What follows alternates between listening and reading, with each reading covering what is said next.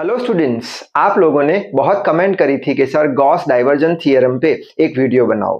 तो आपकी ही डिमांड पे आज हम वही चीज पढ़ने वाले हैं। अगर आप कमेंट करोगे तभी जाके पता चलेगा मुझे कि आपको कौन से टॉपिक पढ़ने हैं। तो वीडियो की शुरुआत करते हैं। So I hope you are ready with your pen and paper. So without wasting much time let us start this video. तो सबसे पहले तो गॉस डाइवर्जेंस थ्योरम जो है उसका मीनिंग क्या है वो देख लेते हैं। सबसे पहले सिंपल मीनिंग क्या है, वो सिंपल मीनिंग ये बताता है कि surface integral of any vector A, कोई एक वेक्टर ए है हमारे पास, उसका अगर हमने सरफेस इंटीग्रल किया, उसका सरफेस इंटीग्रेशन किया तो वो किसके बराबर होगा, is equals to the volume integral. तो जो सरफेस इंटीग्रल है वेक्टर ए का वो किसके बराबर होगा, वॉल्यूम इंटीग्रल के बराबर होगा of the same vector of its divergent. यानी हमारे पास कोई एक वेक्टर ए है तो उसका अगर मैंने सरफेस इंटीग्रल लिया तो वो सरफेस इंटीग्रल ये वेक्टर ए का वो किसके बराबर होगा, वॉल्यूम इंटीग्रल के बराबर होगा, और जो वेक्टर ए है उसके डाइवर्जेंट के वॉल्यूम इंटीग्रल बराबर होगा। अब कुछ बात इतनी ज्यादा समझ में नहीं आई, देख लेते हैं स्टेप बाय स्टेप, यहां से और अच्छे से आइडिया आएगा। यहां पे ये लिखा है double integration of S A dot D S is equal to triple integration V divergence of A dot D V. अब ये क्या है, तो यहाँ पे ये जो साइन है, ये वाला साइन, ये साइन, ठीक है, ये साइन और ये साइन दोनों हमें क्या बताते हैं, दोनों हमें बताते हैं सरफेस इंटीग्रल। ठीक है, तो यहाँ पे पेन लेके और अच्छे से समझते हैं। ये वाला जो साइन है, ये वाला साइन और ये वाला साइन, ये क्या बताता है, ये बताता है सरफेस इंटीग्रल। किसका सरफेस इंटीग्रल, वेक्टर ए का। तो वही लिखा है surface integral of any vector A. ठीक है, तो समझ में आ गया। ये double integration of S D S क्या बताएंगे, सरफेस इंटीग्रल किसका, ए सर कोई वेक्टर है उसका, वो किसके बराबर होगा, वो किसके बराबर होगा, तो बराबर होगा किसके, वॉल्यूम इंटीग्रल के। अब वॉल्यूम इंटीग्रल यानी क्या, ये जो ट्रिपल इंटीग्रेशन ओवर v और ये जो dv है इसे क्या बोल देंगे हम, वॉल्यूम इंटीग्रल बोल देंगे। Volume integral of the same vector, यानी यहाँ पे a था तो यहाँ पे भी a ही है, of the same vector of its divergent, यानी उसके डाइवर्जेंट के बराबर होगा। ठीक है, यहाँ पे वापस एक बार देख लेते हैं, एकदम सिंपल सी चीज है। क्या है, ये जो सरफेस इंटीग्रल होगा कोई भी वेक्टर ए का वो किसके बराबर होगा, वो वॉल्यूम इंटीग्रल के बराबर होगा, वही वेक्टर का लेकिन उसके डाइवर्जेंट का। ठीक है, अब यहाँ पे दूसरी एक इंपॉर्टेंट बात हमें ध्यान रखनी है, कौन सी, कि ये जो पूरी टर्म है, ये वाली पूरी टर्म, ये वाली पूरी टर्म, ठीक है, ये पूरी term double integration of S A dot D S, इसे हम क्या बोलेंगे, इसे हम फ्लक्स बोलेंगे, फाई। ठीक है, इसे क्या बोलेंगे, फ्लक्स। यानी flux phi is equal to क्या हो जाएगा, flux phi is equal to क्या हो जाएगा, phi is equal to double integration of S A dot D S. ठीक है, तो याद रखने वाली बात है, इसे मैं मिटा देता हूं। तो ये पूरी चीज को क्या बोलेंगे, double integration over S A dot D S को हम फाई बोल देंगे। समझ में आ गया इतना। ठीक है, अब ये जो फ्लक्स है ये नई चीज है हमारे लिए फ्लक्स, लेकिन ये नई नहीं है, हम ऑलरेडी पढ़ के आए हैं 12th में इलेक्ट्रोस्टैटिक पोटेंशियल में। फ्लक्स यानी क्या, कि number of field lines passing perpendicular to surface. यानी क्या, अगर हमारे पास एक सरफेस है, वो सरफेस में से अगर कुछ फील्ड लाइन पास हो रही है, जैसे कि इलेक्ट्रिक फील्ड लाइन हो गई, मैग्नेटिक फील्ड लाइन हो गई, तो नंबर ऑफ फील्ड लाइन जितनी ज्यादा पास होगी उतना ज्यादा फ्लक्स होगा। ठीक है, एज फॉर एग्जाम्पल यहाँ पे एक प्लेन बना के रखा है, ठीक है, जिसका सरफेस एस है और इसका एरिया वेक्टर, ये सरफेस का एरिया वेक्टर क्या है, ए है। इसमें से फील्ड लाइन कुछ पास हो रही है, हम फ्लक्स ढूंढेंगे। जब भी हम वेक्टर ए का फ्लक्स ढूंढेंगे, जब भी हम वेक्टर ए का फ्लक्स ढूंढेंगे तो उसे हम डाइवर्जेंस ऑफ ए बोल देंगे। ठीक है, वेक्टर ए का फ्लक्स अगर ढूंढना है तो उसे क्या बोल देंगे, डाइवर्जेंस ऑफ ए, और डाइवर्जेंस ऑफ ए की वैल्यू होती है ए डॉट डी एस। ठीक है, ए डॉट डी एस, ये बहुत ही ज्यादा इंपॉर्टेंट रिजल्ट याद रखना है। जैसे कि हमने 12th में पढ़ा था, अगर याद हो ना हो आपको, electric flux is equal to E dot D A या ई डॉट ए, ऐसा कुछ पढ़ा था। फिर magnetic flux is equal to B dot D A, ऐसा कुछ पढ़ा था। ठीक है, वो कुछ ऐसा ही है, ए डॉट डी एस जैसा ही है। इन शॉर्ट ये चीज याद रखनी है क्या, कि अगर वेक्टर ए से हमें फ्लक्स ढूंढना है जो कि फाई होगा, तो उसका जो वैल्यू होगा उसे बोल देंगे ए डॉट डी एस। तो शायद से आपको ये क्या है थियरम समझ में आ गया होगा। अब हम देख लेते हैं इसका प्रूफ। ठीक है, प्रूफ में स्टार्ट कहां से करेंगे हम, तो सबसे पहले तो हम एक ऐसा वॉल्यूम ले लेंगे।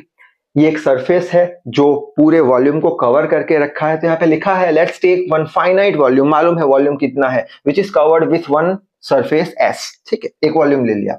अब इसमें से कुछ नंबर ऑफ फील्ड लाइन पास होगी, यानी इसका कुछ फ्लक्स होगा, तो फ्लक्स थ्रू दिस सरफेस कितना ले लेंगे, phi इज इक्वल टू, अभी हमने देखा phi इज इक्वल टू, ये रहा double integration over S A dot D S, तो वही लिखा है phi is equal to integration of S A dot D S, ठीक है, ये खत्म हो गया। अब अगर ये जो हमारा क्यूब है या कुछ 3D सॉलिड है, उसे अगर दो पार्ट में डिवाइड करते हैं, तो ये V1 वॉल्यूम हो गया, ये V2 वॉल्यूम होगा, ये S1 ये S2 होगा, एरिया वेक्टर तो एज इट इज है। तो यहाँ पे लिखा है dividing this volume into two parts. अगर दो पार्ट में हमने उसको डिवाइड कर दिया तो पहले पार्ट से फ्लक्स क्या होगा, phi1, ये S1 कर दो, area vector as it is, ये S1 कर दो। उसी तरीके से दूसरे पार्ट के लिए हम क्या बोल देंगे, phi2, यहाँ पे S2 कर दो, ये यहाँ पे ds2 कर दो, ठीक है। और अगर हमें टोटल फ्लक्स अगर ढूंढना है तो हम क्या करेंगे, टोटल फ्लक्स के लिए इसको ऊपर कर देता हूँ, टोटल फ्लक्स के लिए हम क्या करेंगे, टोटल फ्लक्स के लिए हम ऐड कर देंगे, total flux is phi1 plus phi2 यानी 1 प्लस 2 कर देंगे, तो ये हमारा आंसर आ जाएगा। अब हम अज्यूम करते हैं कि यहाँ पे पहले दो पार्ट में हमने तोड़ा है। अब सपोज ये जो वॉल्यूम है उसको हम अगर हम n पार्ट में तोड़ते हैं, n पार्ट में डिवाइड करते हैं, तो फ्लक्स कितना होगा, तो फ्लक्स होगा S1 पार्ट का, S2 पार्ट का, S3 पार्ट का, और ऐसे करते करते n पार्ट है तो Sn पार्ट यानी dsn, ये टोटल फ्लक्स हमारा होगा।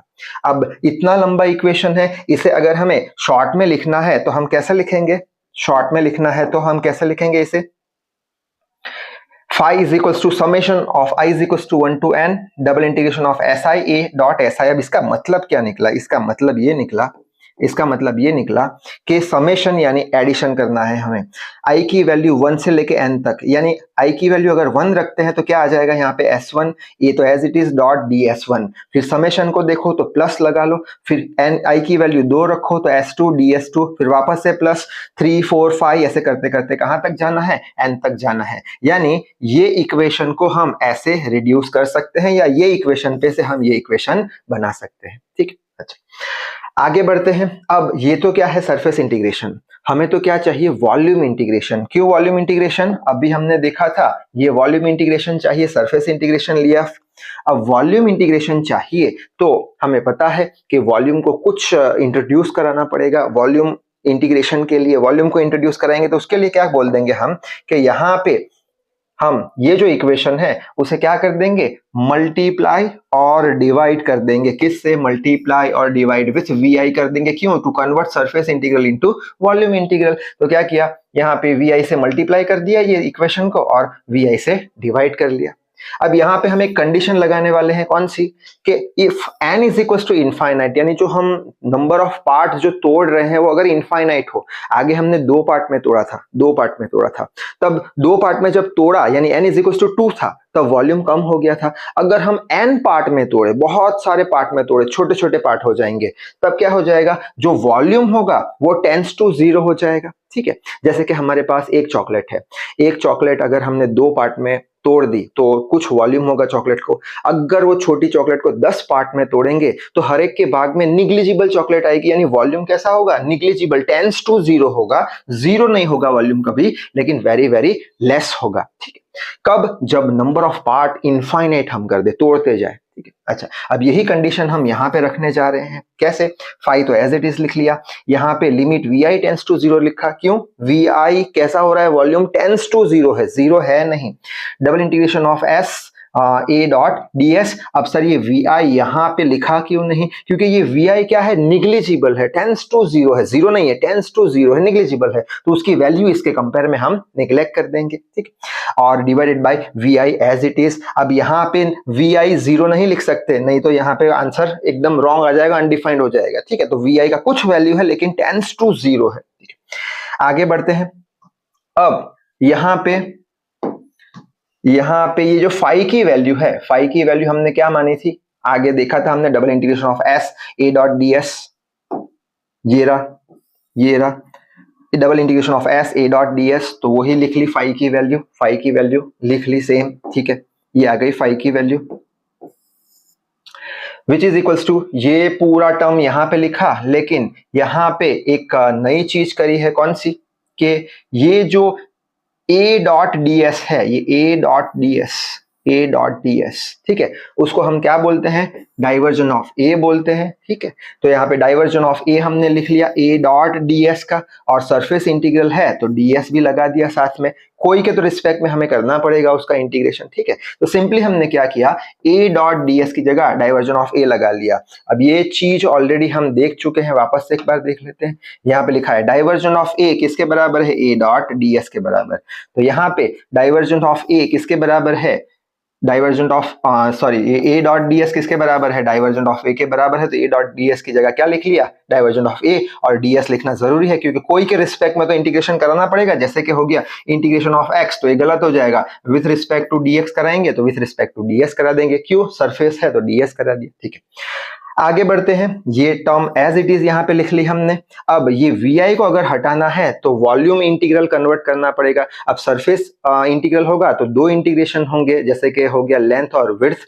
वॉल्यूम होगा तो 3 डायमेंशन हो जाएगा, यानी 3 इंटीग्रेशन कर दिए ओवर अ वॉल्यूम v, यानी ये अब क्या हो गया, निकल गया, इसको इंक्लूड कर दिया थर्ड इंटीग्रेशन में। Divergence of A as it is लिख लिया। अब ये वॉल्यूम बन चुका है तो विथ रिस्पेक्ट टू ds इंटीग्रेशन कर नहीं पाएंगे, इसलिए हमने लिख लिया विथ रिस्पेक्ट टू dv। यानी यहां पे हमने क्या प्रूव कर दिया, यहां पे हमने ये प्रूव किया कि ये जो सरफेस इंटीग्रल है किसका, वेक्टर ए का, वो किसके बराबर होगा, ये जो वॉल्यूम इंटीग्रल है वही वेक्टर के डाइवर्जेंट के बराबर होगा। तो आई होप आपको अच्छे से आइडिया आ गया होगा। नेक्स्ट वीडियो में हम यही थियरम के बेस पे एक न्यूमेरिकल देख लेंगे जिससे करके पिक्चर क्लियर हो जाए। तो till then read hard work hard, thank you very much.